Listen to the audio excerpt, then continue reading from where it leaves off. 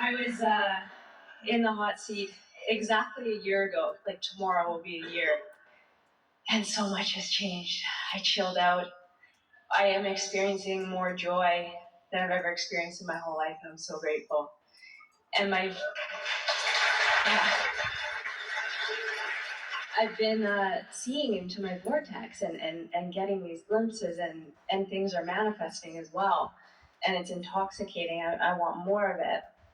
And my question is, we like it when you are paying attention to your vibration enough that you know that you're in vibrational proximity to what's in the vortex so that you can have those glimpses, because that's extra satisfying, isn't it? yeah. So your question is? So I have those experiences and I get the impulses and I follow them and I see my vortex and I know what's happening now because I have the conscious awareness of, it's my vortex. And I'm wanting to understand how I more specifically, when I decide that I have a goal or a tangible, like I want to create this end result. And that's where I seem to get a little stuck in creating it. Feel the tension in that. I want to create this end result, which is as if to say, now is irrelevant. The end result is what I want. And meanwhile, I'm in vibrational limbo, which is not true. Yes. A better intention is, I want to feel joyful in the unfolding of this, whatever it is. I want to savor it. I want to get all the juice out of it. There are some things that you enjoy doing that you don't really want to rush to the end of. You know what we mean? We're talking specifically about eating an ice cream cone. And so, what's the rush? If there's pleasure in the moment, what's the rush? What's the rush? And you all are not very good savourers except for a subject or two.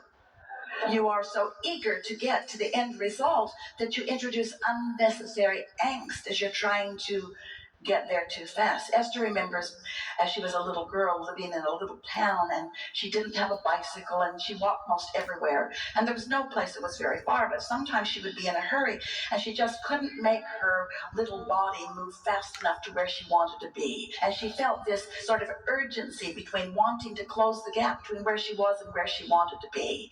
And it took a long time for her to start enjoying the journey and enjoying the path and singing a song and enjoying where she was. And the thing that makes you all not very good savers along your way is that you create unnecessary time crunches for yourself. You have a time shortage consciousness or a money shortage consciousness sometimes that makes you in a hurry to get over there.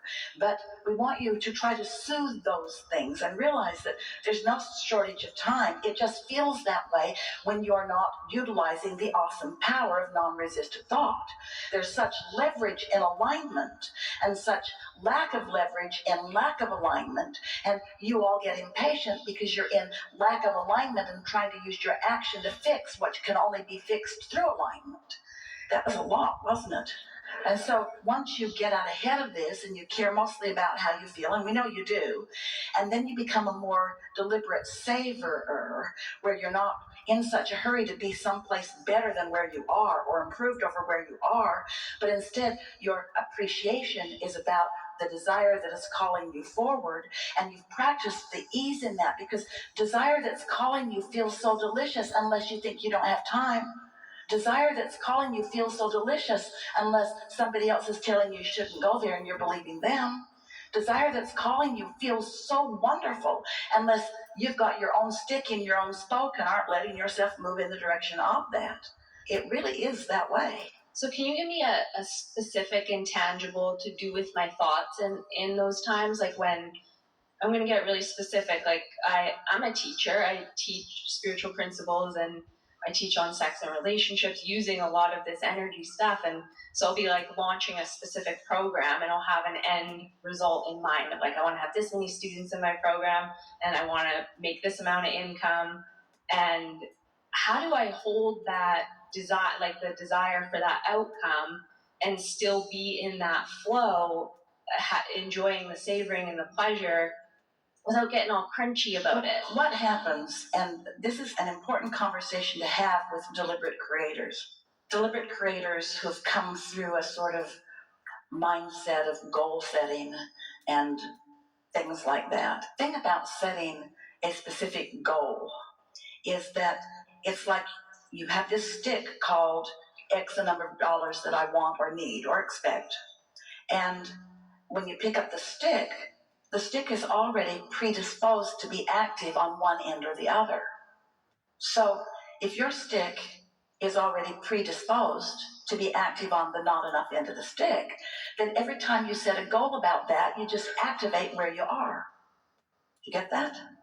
So could it be more effective to kind of let go of the end result altogether and play with that? It's helpful when you know that money's the bugaboo to leave money out of the equation for a while and think about the fun you're having and the evolution of your program. Jerry said to Esther on several occasions as they were moving along, so it's the money you care about? Esther said one day when she was being harassed, not really, felt like it, by a publisher, not really, felt like it, to get something done. And she said to Jerry, you know, we put thousands of hours into one of these, and do you see how much money comes from it? And Jerry said, so you're doing it for the money now, huh? And she wasn't. She wasn't. It just got kind of out of balance in this comparison. It was just her defensiveness because they wanted her to do something she didn't feel like doing. And so she was just making up stuff in order to justify where she stood. But if you take money out of the equation, everything smooths out. But we do have a remedy for you. So you feel like you're up to speed with this question?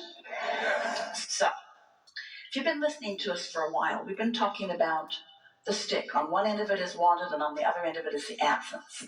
And whenever a subject is activated, you can tell by the way you feel what your proclivity is, which end of the stick is your default go-to. Just meaning what you expect, just meaning how you usually think about that. And often, how you usually think about something is not helpful. And yet, law of attraction perpetuates how you think about it. So, what do? This continuum of life, my mother felt that way, and I feel this way, and therefore law of attraction brought me evidence that compounds my thinking this way, and now, Abraham, you just want me to think another way? Yeah, pretty much. Well, how do I do that? Well, you have to find some way of detaching from your usual vibrational point of attraction about something. So here's a stick, and it's got money on one end of it and not enough money on the other end of it. And now we're putting that stick in a whole pile of sticks. And there's different subjects on these sticks. Some are relationships, some are the way you feel in your physical body, some are relationships that you have with this one or this one or this one or this one. So let's say you've got this bundle of sticks, and one particular stick on this end of it, it's so obvious that the wanted end of the stick is the active one, and the not wanted of the stick is not even in your vibration. So you could focus on that stick often, so that that stick's the reason that you set your vibrational tone, and then all your sticks could be improved. That's what we mean by taking money out of the equation. Focused upon your help to mankind. Focus upon the thrill you have when a new idea occurs to you and you see that it comes across in a meaningful way and somebody gets something that they hadn't gotten before. If you focus on that, there's no lack in that vibration. There's no other end of the stick in that vibration. So as you stay in the aligned end of the pile, everything else just takes care of itself. Haven't you known of yourself or someone else? Have you ever had a normal life where there's a bunch of stuff going wrong and some stuff going right, and you fall in love with somebody and suddenly everything starts going right? Because you're giving all of your attention to the only thing that matters to you, and which is causing you alignment, and then other things just start to take care of themselves. It's like that. So, you like the piles of sticks? Now we're going to give you a new way of looking at it. So now, pick up the stick that says money. Now you've evolved a little, you're feeling better about it. And so now, instead of the label being in the middle of this stick, let's put money over there on that end of the stick, on the end of the stick that's usually problematic, money. And on the other end of the stick, let's put what really matters: security, freedom, happiness, ease, flow, clarity. Let's make this money stick about something other than money. Let's make it about what money represents, but let's do it generally because you have so much security in your life. And when you focus upon that, the money part of security improves too. But if you focus on the money, which there isn't enough of, or the money which didn't turn out the way you wanted it to for this event, see what we're getting at? Yeah. Yeah. Thank you. It's really, really helpful. And I realized that I used to think like that before humans like conditioned a lot. But I used to kind of operate intuitively in that way before I was so humanized. Before you got humanized or before you became socialized, before it became so important to you, you're born sort of selfish, and then you're taught that you should really care about other people. And we're not teaching you not to care about other people. We're just asking you to care about your connection before you even consider other people. Because if you don't take time to care about your connection, you don't have anything to give them anyway. And so connection first. So that's what we mean by getting out ahead of it. But you point out something really important. Life keeps coming because law of attraction never turns off. So you have a result of something that you've got vibrationally going on, and maybe you didn't even know you had it vibrationally going on until it happened, till this thing manifested. But now you know, so now you want to fix it. Well, what were we saying about that? You can't fix a problem, the problem just becomes more. So you got to get on the other end of that stick. On the absence of money, don't put money on the other end of the stick because they're too related. And when you think you're thinking about money, you're thinking about not enough money. It's just the way it goes. When you think you're thinking about a relationship, but what you're really thinking about is the relationship you don't have yet.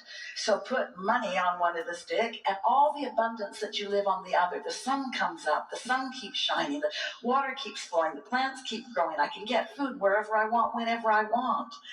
Abundance, abundance, abundance, abundance, so much abundance, so much well-being, abundance of clarity, and abundance, abundance, abundance, abundance. And as you focus in that general way, then you change that stick for you. You change it. You change it. And if each time it comes up, you take that opportunity to change it again, before you know, the evidence of it comes. But this is something that we're just going to say right out loud. If you haven't cleaned up your vibration, things are going to keep happening the way they have been happening. And since you have both positive and negative expectations, some things in your world are going the way you want them to, and some things in your world are not going the way you want them to. But for the most part, it's happening and you're responding, so it happens, so you respond, so it happens, so you respond, so it happens, so you respond, so it happens, so you respond. You've got to get out ahead of that. You've got to stop being a reactor to what's happening. You got to get out of it and do something about your vibration that then causes a reaction. You see what we're getting at? You got to pay attention to what you're doing, because on some subjects that you have such a habit of reacting to, you know those people that every time you're with them, they pick a fight, or you do? It's just always the way that it goes. You know, walking in, that's what's going to happen, because that's always what happens. You could get out ahead of that. You could activate within yourself things that aren't easy to find in them. You could activate in yourself things that you love about them that they don't often demonstrate. You could change. You could get out ahead of that. You can get out ahead of everything. And what do we mean by get out ahead of it?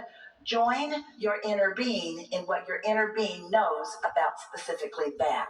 And stop holding to your own belief and your own practice thoughts when your inner being has long ago moved on.